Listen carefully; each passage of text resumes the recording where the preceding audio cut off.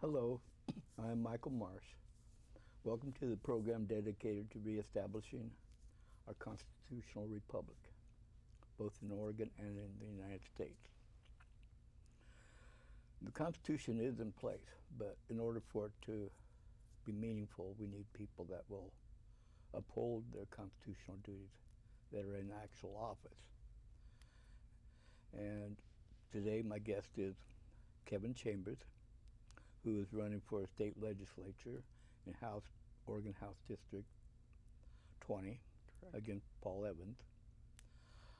Kevin, why are you running for the legislature? I think that's the number one question that's asked a lot. The main reason is I want to help people. We see so many people losing their rights, losing money. Cost of living is going up. Expenses are going up. Just talking to people are like, I'm making the same amount, if not less, but my bills are more. How am I going to make up the difference? You can't go on credit cards. I've done that. They're paid off.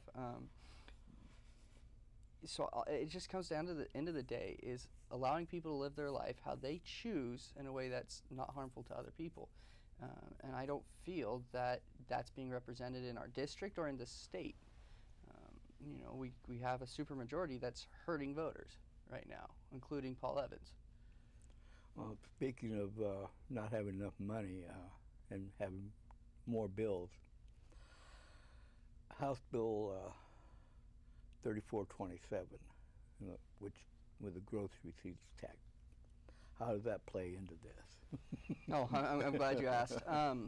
So House Bill 3427 is a gross sales receipts tax that's supposed to be $2 to $3 billion in additional funding for schools. Yeah. Well, first off, that's going to go to PERS. I don't care what they say. To get that directly to the education fund, it has to have a constitutional amendment via ballot initiative. It's just going into the general fund. And then we're supposed to trust the legislature, which never fully funds programs anyways, to go ahead and say, here's the $2 billion we promised you. No. We as Oregonians as a whole voted this down, and when it was Measure 97, drastically. In my district alone, we voted it down by 5,000 people. 5,000. We have a guy who says he wants to represent the will of the voters. The will of the voters was no on that.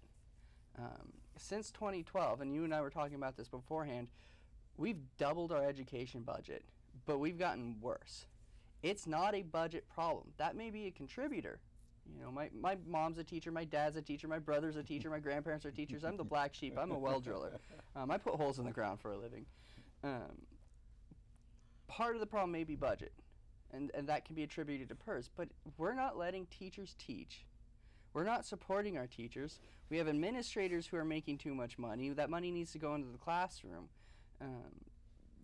We're trying to mold and function cookie cut our kids instead of individualizing what a kid needs. You might have a kinetic learner, an audio learner, a visual learner. We got Common Core. We teach to a test.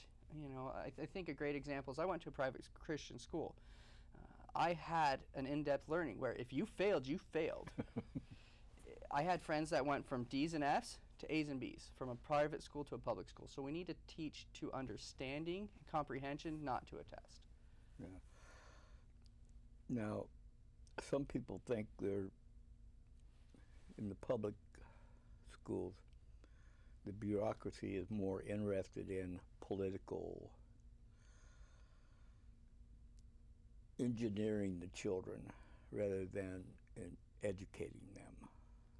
That, I think, comes from maybe a union standpoint or a legislature standpoint who decide the curriculum. The fact of the matter is, this last year we won, as conservatives and Republicans, the second largest school district in the state of Oregon to have a majority of conservatives. You know what the legislature did? They took away power from school boards.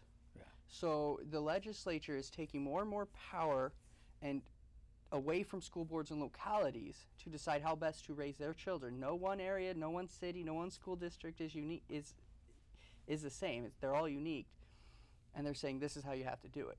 So if there's an indoctrination factor, it's coming from the legislature. It's coming from the government, not necessarily teachers. I think teachers do an outstanding job.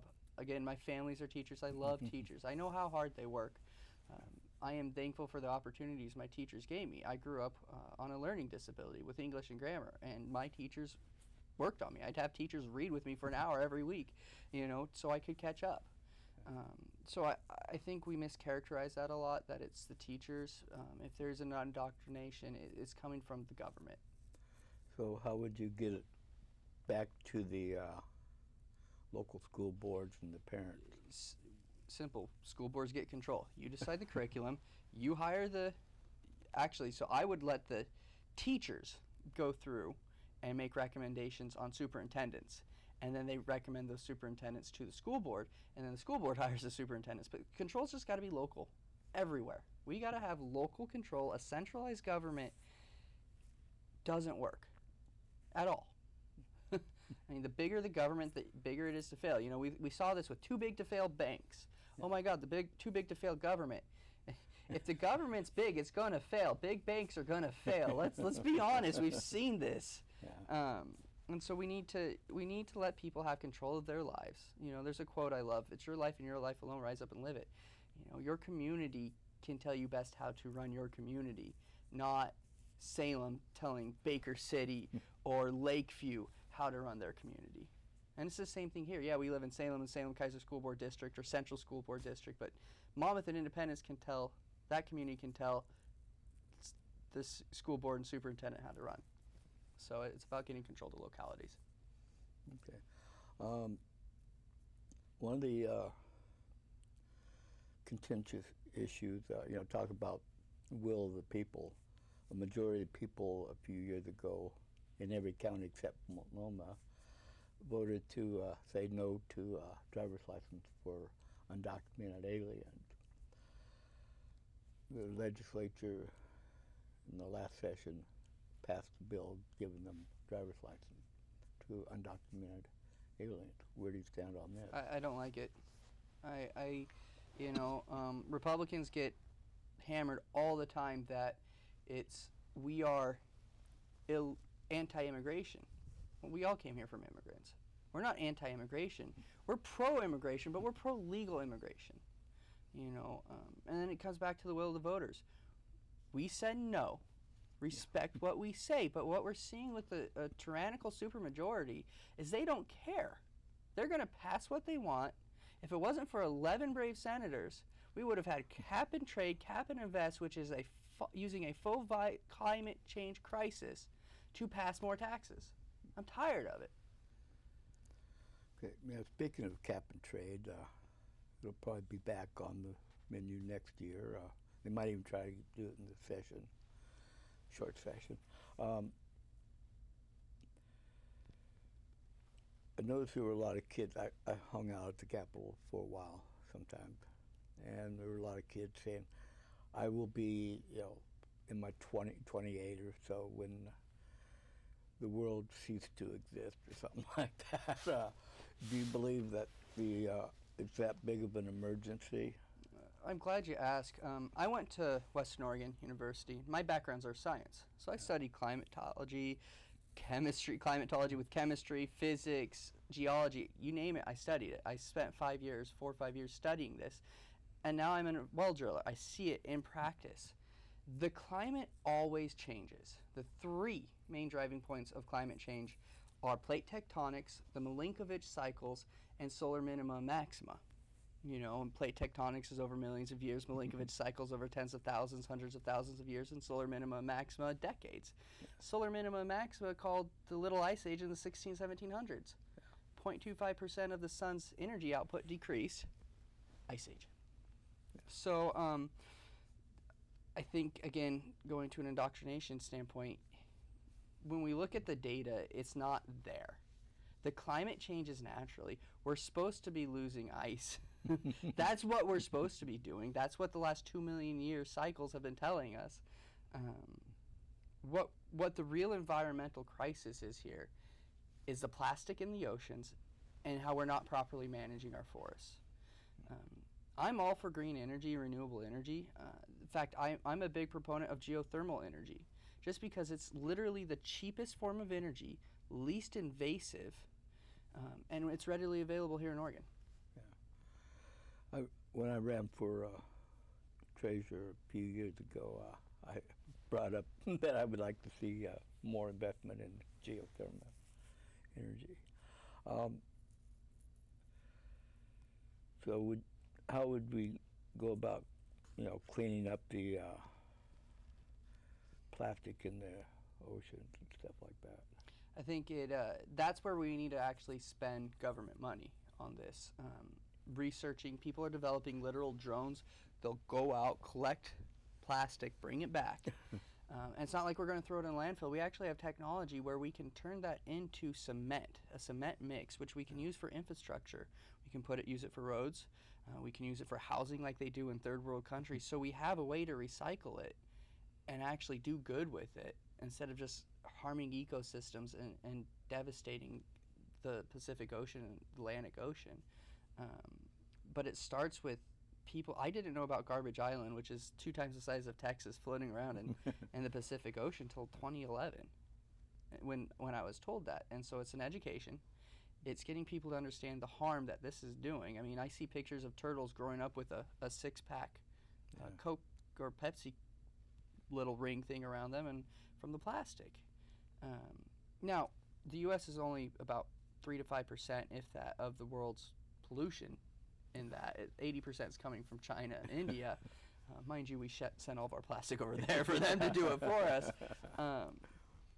But that's what it comes with. It comes with an education. It comes with people getting together. When people get together with a single purpose, we can do a lot. I was debating someone online about climate change, and I would literally list, data. I can back up any of my points. If not, I'm not going to talk about them. And again, I got called a right-wing nut job funded by the Koch brothers and oil companies. And if the Koch brothers want to write me a check for hundreds of thousands of dollars, great. I still will say, if I don't agree with you, I'm not voting your way. But the fact is, this is a grassroots campaign, and this is grassroots funded.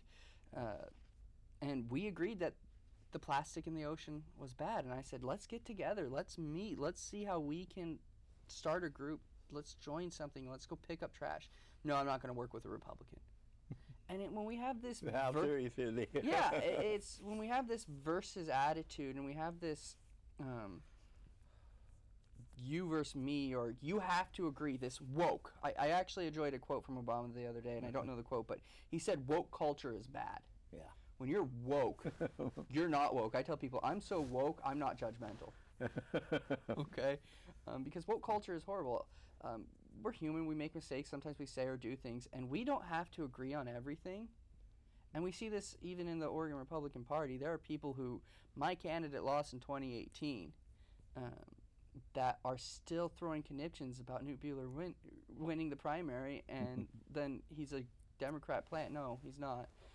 And Newt Buehler would have been a lot better than Kate Brown, I can tell you that. I didn't see a whole lot of different, I'm in the Constitution Party, sure. To be honest. I did not see a whole lot of different, just because I don't know either. Well, I've met Kate, I've never met Sure. But I'm looking just at the advertisements and what they're doing in the debates, and I didn't see a lot of difference in that.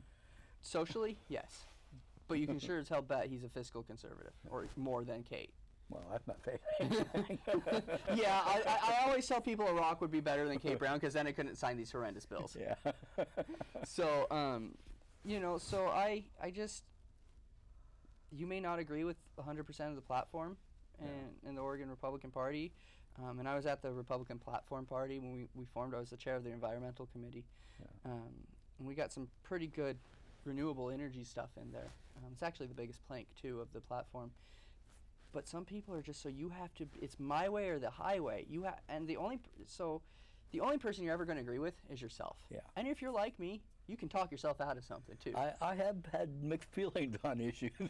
Yeah. And so there are definitely, we talk about the ads. I was down, and I worked for Yes on 104 in 2018.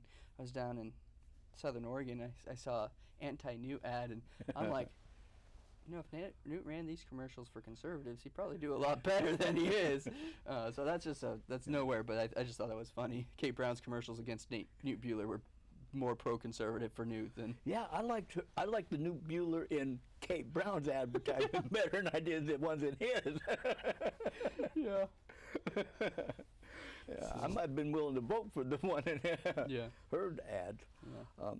You mentioned renewable energy is going to be a part of the Republican plan now. So if you beat Paul Evans and you become a member of the legislature, how are you going to put that into action? Sure. So in the ORP platform, we said we support nuclear energy, Yeah. which doesn't put out any waste. In fact, if it wasn't for Harry Reid, we would have a way to safely dispose of the nuclear rods. In fact, we have technology doing that. There was a OSU. They developed a portable nuclear generator that can power a small city, which I think is great. You know, it's the size of a bus or something like that. So I'm wary of nuclear generators in Oregon just because of Cascadia earthquake, and we saw what happened with Fukushima, though those are old technology. But geothermal. So as an example, geothermal is about $56 per million hours of power produced, million watt hours. Gas is about 88. And that's, you know, oils, that's the next cheapest realistically. Solar and wind, 120 plus, 180. Okay, so we shouldn't be investing in those. Those are invasive, those harm the environment. But we Especially the wind. Yeah, I mean, those kills birds. So if we go up to Detroit area, there's natural hot springs. Let's drill down 800 feet, put in a natural geothermal energy. You know, a well's that big, that tall. We already have power lines halfway out there. We're going to we become the cleanest energy source in the country. You know, and we're producing it at a cheaper rate. So guess what? Maybe we can lower rates. That'd be nice. Stop putting fees on them too. Yeah. So that would be where I would invest. I would want to invest in geothermal, the hot spring areas like that, and really produce that. Yeah, I understand the Klamath Falls area also has a major. One of the issues in the last session, one of the things they passed was the national popular vote. And I very seldom agree with my state senator, Peter Courtney, but on this one we were together. Yeah, he opposed it. Paul Evans, he voted in favor of the national popular vote. Would you like to talk a little bit about the national popular vote and where you stand? Yeah, first off, we're not a democracy. We're a constitutional republic, like you said. We empower minorities, and it's because we empower minorities, like in our Oregon Constitution, that allowed the Oregon 11 to flee because they could deny quorum. You need 2/3 to pass this bill. So this national popular vote, it's taking away power from minorities. It's taking away who we are, what established us as a country. It's people are just upset that Hillary Clinton lost. First off, no other state should have a say in how Oregon votes. So we're talking a state like California or Texas or Florida. If they're the deciding factor, first off, the MPV, it hasn't gotten effect yet, so there's hope. Yeah. But still, so we're letting another state, like I said, say, oh, with your 20 million citizens, now decide how our 7 electoral votes go. Yeah. That's not right. That's not right at all. That's not how we were founded. That's not how we were meant to be. And what really disturbs me coming to a local level is the fact that Kate Brown wants a simple majority for passing funding. Yeah. Because I didn't get what I want, I'm going to throw a temper tantrum and change the rules. Well, that seems to be what's happening a lot now with the Democrat Party. And I don't have a problem with Democrats. I got a lot of very good liberal friends and Democrats. I have a problem with the progressive leadership of the left that is hurting their own base. They're keeping people dependent on government, which let's be honest, you can't depend on government. You can depend on yourself and your friends and family and your neighbors, but you can't. Just go to a bridge. We have no seismically stable third bridge here, and the government's been letting our roads go for decades, and we've known this earthquake's coming, and we haven't put a third or fourth bridge. So I went on a tangent there. I apologize. No, that's okay, because I did want to talk about I know there's a sizable group of people in West Salem Mm-hmm. that want to build that bridge. Yeah. Yeah, so that's one of the reasons why I was elected to West Salem Neighborhood Association chair, because I'm pro-bridge. In fact, I'm the only one that has offered a plan forward without raising taxes, and not just for the bridge, but for other rural areas that need upgraded for seismic. I mean, I told you, I studied earth science. I know what's going to happen. We're SOL. Excuse me. So we need the bridge yesterday. Yeah. This isn't up for debate. Anyone that wants to debate it, you're wrong. The bridge needs built. That's it. Well, I know some people argue that the problem isn't that you need a new bridge, but the one we have now, you know, going over, I guess it's Marion Street Bridge, that it's designed improperly. That's part of the problem. Both bridges are falling in an earthquake. Oh, yeah. West Salem's on its own. They lose their water. I've been talking with the city of Salem for a solution for that, possibly putting some wells out in the northeast part of West Salem. You know, Paul Evans likes to go and say, I got funding, $60 million in funding for the seismically stable third bridge. Well, no, you voted against that funding, Paul.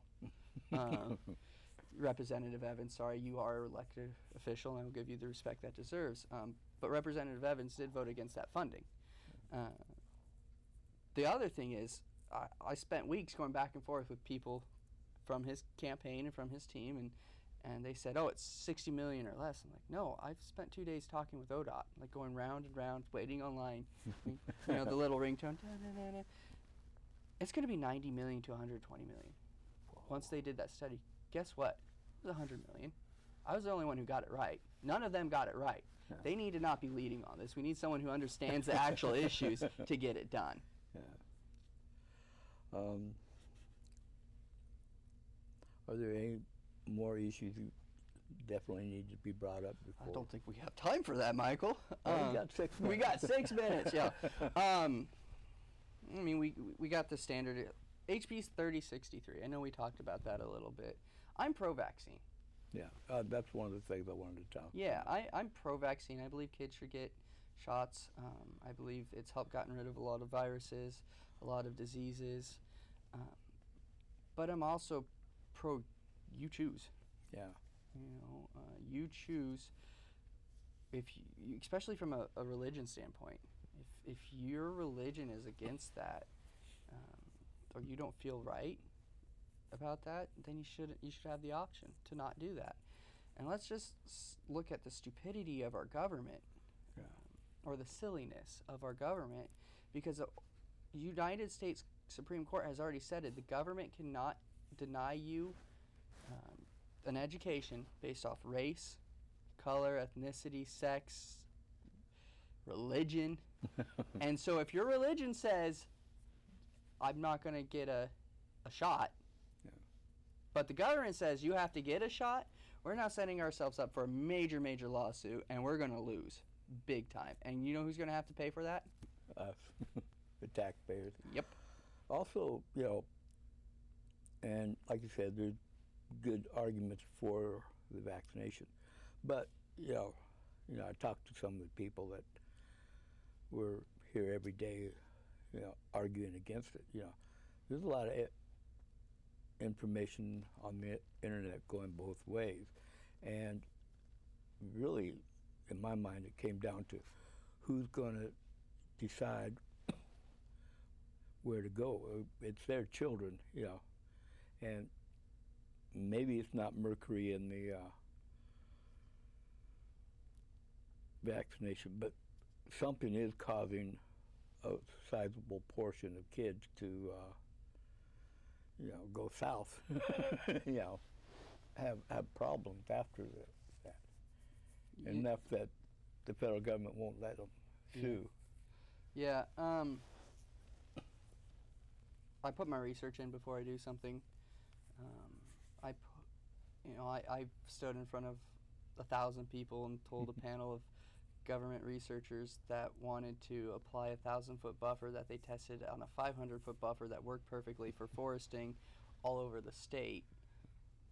And I said, you're full of it. Here's why. Because I did my research. I just haven't done my research on this. Yeah. There's supposed evidence supporting both sides. Yeah. I have friends who are doctors, who are nurses. I have my ex-wife was very homeopathic, and her side, would swear against it. And I made the mistake of bringing this up to one of my best friends who spent 45 minutes going on about it on my whole drive home. I don't have the research to answer that full question. Yeah. It just comes down to me, your right to choose. Yeah. So, if you just adamantly say no, okay, fine. Yeah. You deal with the consequences if there are consequences. I, as a minimal government person, don't believe the taxpayer should bail you out on that. If there are consequences, if they're not, then okay. That's where I stand on it. I don't have research or opinion going either one way or the other, and I'm not gonna, not gonna spout one out. But you do believe in choice. I do. People being able to do their own research. Yeah. And not have the government force. Yes, and I also believe that people should 3 sources for every one statement. That's my rule of thumb. If you're gonna make a statement, you got 3 sources, because I can go to Snopes, or I can go to Fox News, or I can go to CNN, and I can come up with a completely mismatched, thing. And so, 3 sources. Not hard. 3 sources. Okay, we got a little over a minute. So, you want to tell them how to Sure. get in touch with your campaign? So the website is Chambers for Oregon. That's CHAMBERSFOR Oregon.com. You can always call me on my cell phone, 503-586-8188. I always like talking to people, and I always tell people, I need your 3 T's. I need your time, your treasure, and your talent. Listen, this is going to be an expensive race. If we want to take our state back and we want real change, it's now. We've been listening for decades. Clinton, for our children. Hillary, Bill and Hillary, for our children. Obama, for our children. Kate Brown, for our children. Paul Evans, for our children. The children have gone up. The promises made to my grandparents, for me, they haven't happened. The promises made to my parents, for me, haven't happened. Things are getting harder for people. Everyone. All ages. And that's why I'm running, is because we want to help people. So, again, I tell people I'm an open book. You can ask me any question. I'll own my faults. Give me a call. Give me an email. Go to my website. Learn more about me. Get involved. This is a community effort. This is us together. And your district is West Salem. Does it include Monmouth and Independence? Yeah, so District 20 is West Salem, Monmouth, Independence, and a sliver of South Salem. So it's an interesting district. It's the closest voter registration Democrat-Republican district in the state. So it's a special district, and I want to treat it right. Okay, thanks for coming on, and I wish you well. Thank you. That was fun.